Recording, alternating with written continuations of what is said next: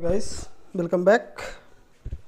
आज हम स्टार्ट करेंगे कंपनीज एक्ट 2013 का second unit.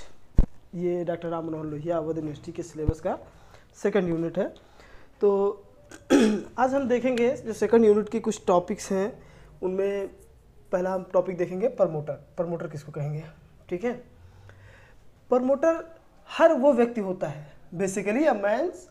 Basically means a person who form the company.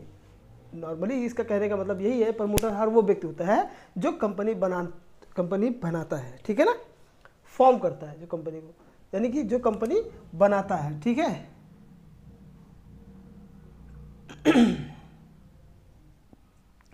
Form the company. इसको according to CJ Cockburn, chief justice Cockburn थे। ठीक है, एक चीफ जस्टिस कॉकबॉर्न थे, उन्होंने कहा कि प्रमोटर कौन होता है। ठीक है, promoter is a person, promoter एक ऐसा व्यक्ति होता है जो किसी कंपनी को फॉर्म करने के लिए हर जरूरी कदम उठाता है। ठीक है, कंपनी बनाने के लिए और उसका जो पर्पस है, जो उसका उद्देश्य है, उसको पूरा करने के लिए सभी नेसेसरी स्टेप्स उठाता है। ठीक है, मतलब कोई भी ऐसा व्यक्ति मतलब अकॉर्डिंग टू सीजे कॉकबॉर्न, जो चीफ जस्टिस कॉकबॉर्न थे, इनका कहने का इन्होंने कहा कि प्रमोटर एक ऐसा व्यक्ति होता है, ठीक है, जो कंपनी को बनाने के लिए और उसके उद्देश्यों को पूरा करने के लिए ज़रूरी कदम लेता है।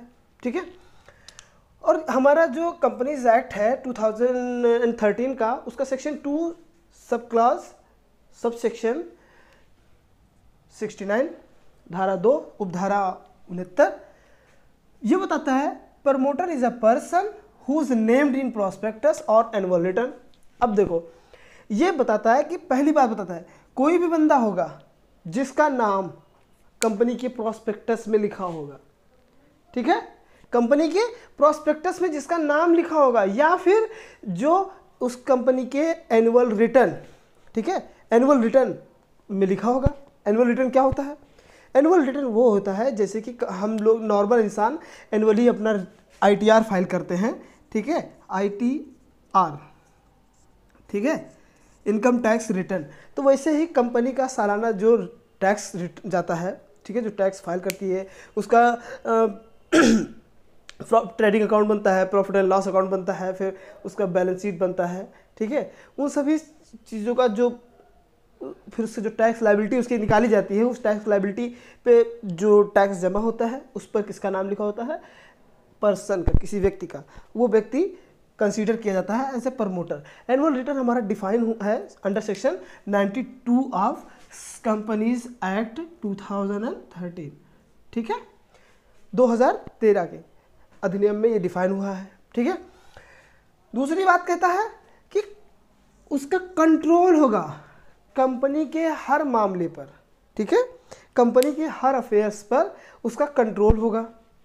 वो चाहे बोर्ड मीटिंग हो या कुछ भी हो, ठीक है, सारे डिसीजन मेकिंग्स के जो इंटरफेरेंस होगा, इन्वॉल्वेंस होगा, वो उसका बना रहेगा। ठीक है, वो उसमें प्रतिभाग करता रहेगा, उसके अकॉर्डिंग, उसका मतलब समझ लो पूरा संपूर्ण कंट्रोल होगा उस पर। ठीक है, वो जैसा चाहेगा वैसा वहाँ का इन्वायरमेंट बदलता रहेगा।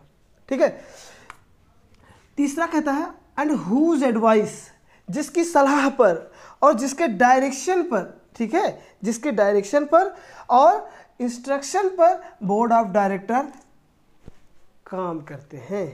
ठीक है, जिसके सलाह पर और जिसके आदेश पर, ठीक है, या जिसकी इंस्ट्रक्शन पर, ठीक है, निर्देशों पर, आदेश, निर्देश और सलाहों पर जिसके सभी बोर्ड ऑफ डायरेक्टर्स काम करते हैं, ठीक है, उसको हम प्रमोटर कहते हैं। ये बात हमारा इंस्टीट्यूट कहता है, हमारा कंपनीज एक्ट 2013 में डिफाइन है। ठीक है, अब देखो एक इम्पॉर्टेंट नोट इसमें साथ में इंक्लूड कर दिया गया। जो प्रोफेशनल्स होंगे, प्रोफेशनल्स कौन हो सकते हैं? कोई भी किसी भी कंपनी में चार्टर्ड अकाउंटेंट होते हैं, कंपनी सेक्रेटरी होते हैं, ठीक है, या फिर अटॉर्नी जनरल होते हैं, ठीक है, या फिर कोई भी जिसको एक स्पेसिफिक पोस्ट ऑथराइज कर दिया गया है कि आप कंपनी के किसी भी मामले की देखभाल आप पर्सनली करेंगे। ठीक है, प्रोफेशनल हायर किए गए हैं, उनको मंथली उनके एक रेमुनरेशन फिक्स है, ठीक है, या फिर उन्हें कॉन्ट्रैक्ट पे लाया गया है, तो उन सारे प्रोफेशनल्स को हम प्रमोटर कभी नहीं मानेंगे, क्योंकि वो प्रमोटर नहीं होंगे। शैल लिखा है, शैल का मतलब जहाँ आ जाता है, जहाँ शैल आ जाता है उसका मतलब है कि भाई कुछ भी कर लो, ये तो हो नहीं सकते अब, ठीक है, किसी भी काम, कोई भी हाल में ये नहीं हो सकते हैं, ठीक है। तो ये इतनी सी बात आप लोगों के समझ में आ गई होगी, ठीक है।